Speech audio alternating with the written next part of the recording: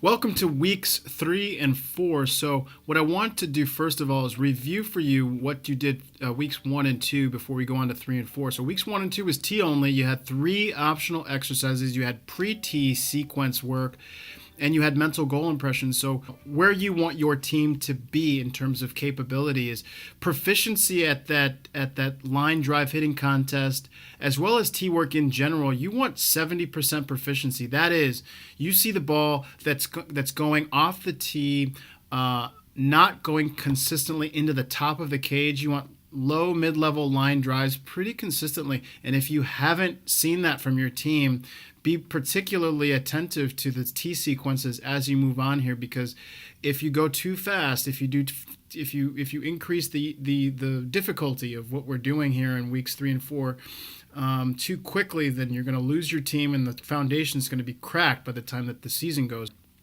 In weeks 3 and 4, what you're going to see is a reduction in T work. You're going to see the presence of front flips. You're going to see a decrease in optional exercises from 3 of them to 2 of them, and you're going to see some pretty specific instructions on each of those. So let's get right into it. Your sample schedule for 60 minutes here is going to start with that mental goal impression. Again, mental strength and conditioning is a part of any legitimate hitting program. If you have not purchased the mental goal impression package, consider picking it up. It is not too much more to add to your program. You're going to do your T sequence here for 10 to 15 minutes. You're going to do 1 or 2 optional exercises at most. You're going to do front flips for 20 to 25 minutes, and you're going to end again with the line drive contest, team building, and repetition of swings and practicing the repeating of swings in a semi-pressured environment. So let's get right into it.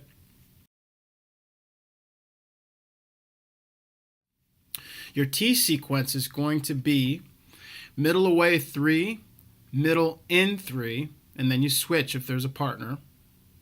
Middle away 3, middle in 3, one more time, and then you switch.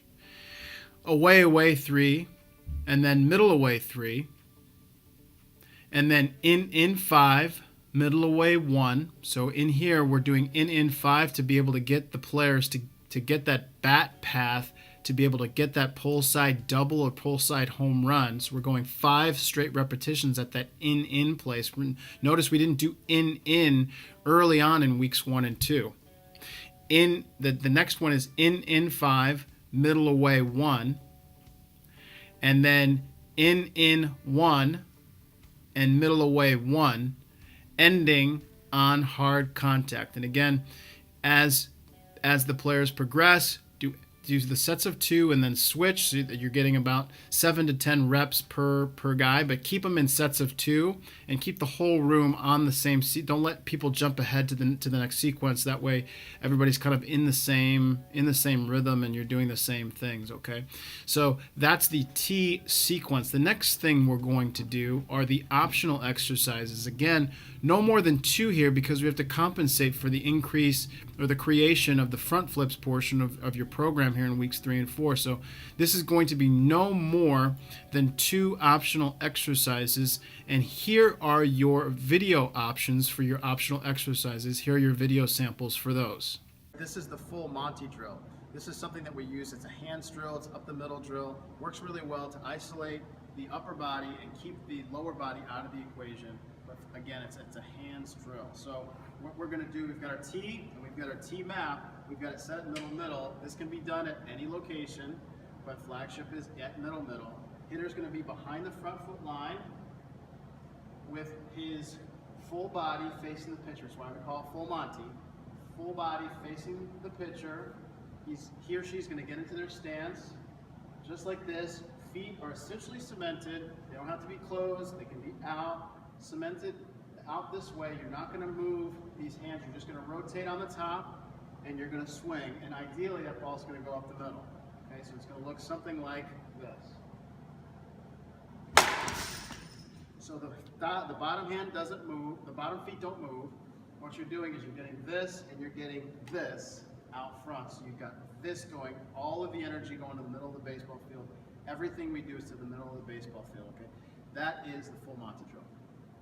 So we've got the T map here, and we're going to put the T at middle. Cement foot is a drill where simply put, your feet are cemented into the ground, they're very close together, and we're taking out the lower body in our swing to make sure that we're isolating and our hands are going up the middle. So we're going to start at middle.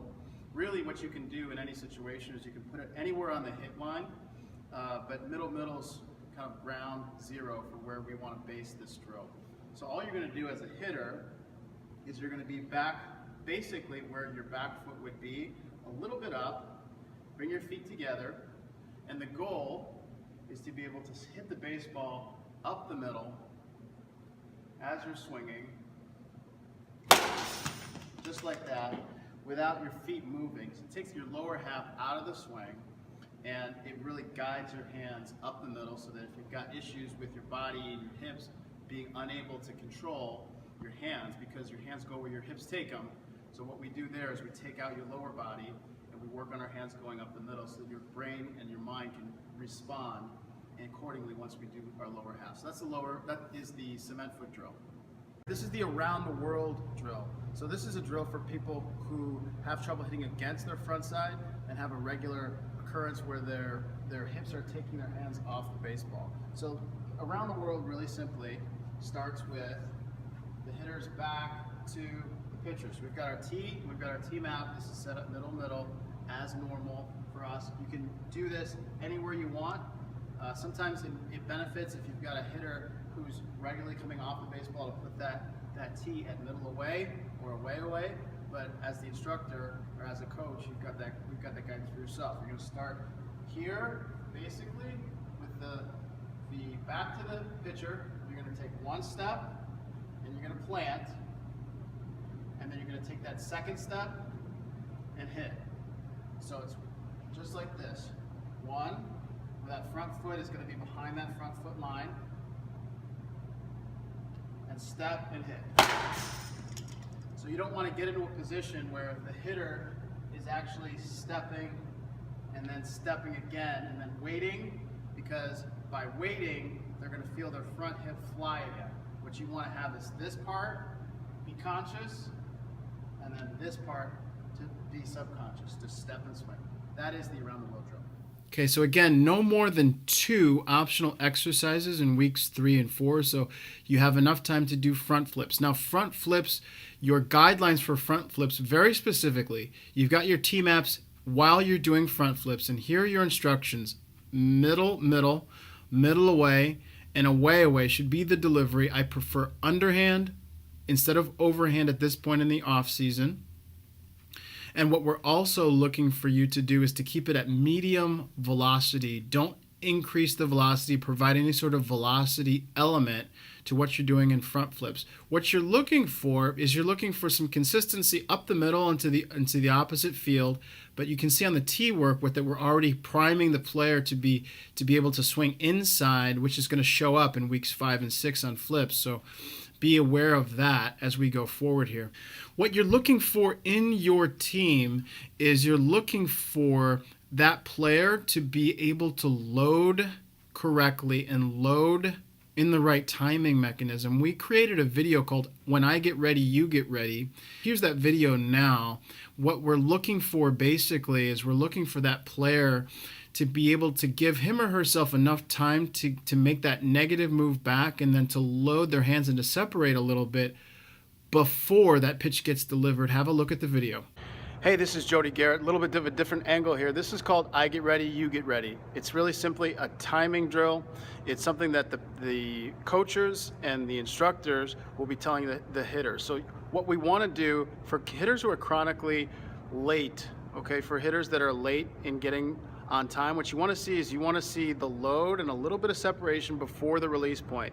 And that's something that the coaches or instructors can tell the hitter, to remind the hitter that when the pitcher gets ready, you get ready.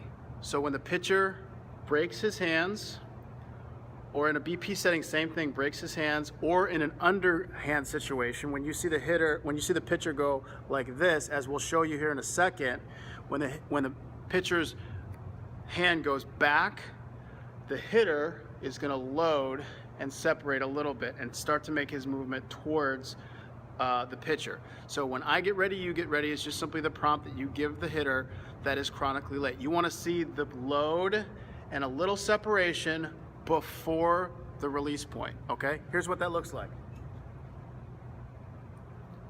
So I don't have a bat.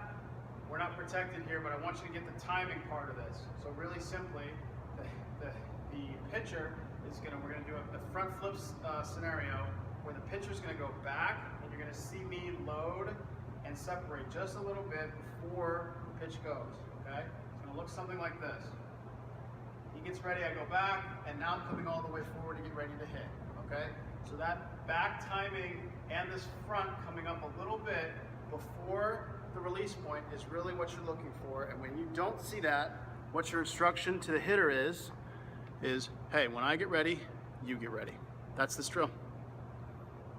So again, to reiterate, when you see the pitcher, and this is going to be true whether it's underhand or overhand, but when you see the pitcher do this, if it's underhand and he's got the ball and the pitcher is doing this to get back to deliver it, when you see this, the player should go like this, so that all the player has to do is when the ball is flipped and released, the player's already back in the negative load, and he or she only has to come back to the middle and either turn or not turn.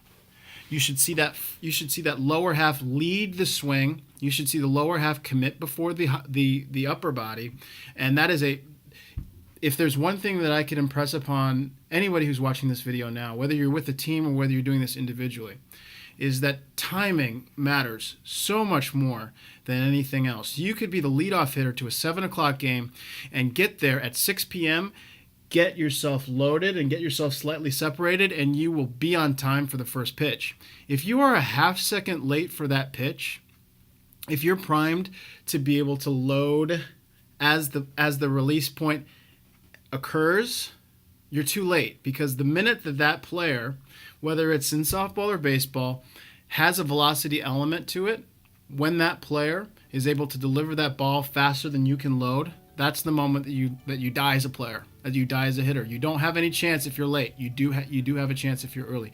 Very important point. That'll do it for weeks 3 and 4 with content.